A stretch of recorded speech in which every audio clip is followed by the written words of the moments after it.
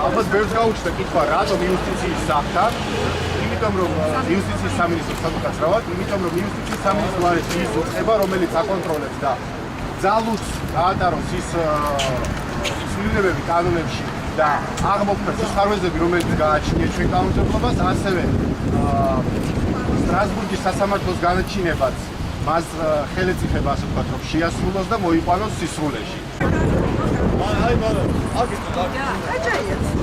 ძალიან ბევრ ტრანსგენდერ ადამიანს აქვს სერიოზული პრობლემა, ვინაიდან მიუხედავად იმისა, რომ მათ შეიცვალეს სქესი, მათ არ შეუძლიათ შეცვალოს საბუთები, მიუხედავად იმისა, რომ საქართველოს კანონმდებლობით გარანტირებულია სქესში შეცვლის შემთხვევაში საბუთების შეცვალა, მაგრამ პროცედურა არის ძალიან გართულებული და სწორედ იუსტიციის სამინისტროს ქვემდებარეობაში ხდება ეს საკითხი და ვთხოვთ იუსტიციის მინისტრს, სამინისტროს, რომ მეტი ძალისხმევა გამოიჩინოს.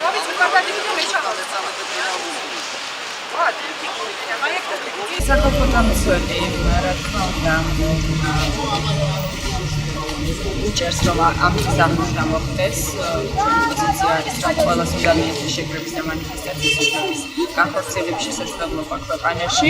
ვფიქრობ, რომ წელს საქართველოს მოსამზადებელი სამუშაოები იყო განხორციელებული იმისთვის, რომ მშვიდობიანი შეკრების შესაძლებლობა მისცემოდა სხვადასხვა ჯგუფებს. წელს ძალიან მძიმე გამოცდილება მიიღეს LGBT-ების წევრებმა და ასევე იმ ადამიანებმა, ვინც აქციაზე იყვნენ. ბუნებრივია, რომ არსებობდა ძალიან დიდი შიში იმისა, რომ იგივე განმეორდებოდა და ისევ დაზარავდებოდნენ ადამიანები.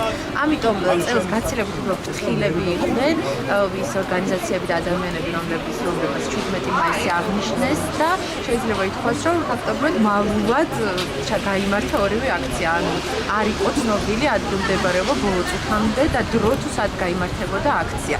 ამ მხრივ თავი დაიცვეს თვითონ ამ ორგანიზაციის წარმომადგენლებმა. აგრესია იმდენად დიდია, რასაც ხედავთ ტელეეთერიდან, ინტერნეტიდან, სოციალური ქსელებიდან, რომ ფაქტია, რომ ამ შიშის რეალური მიზეზი არსებობს და ეს გაჩვენა გასული წლის გამოცდილებაში.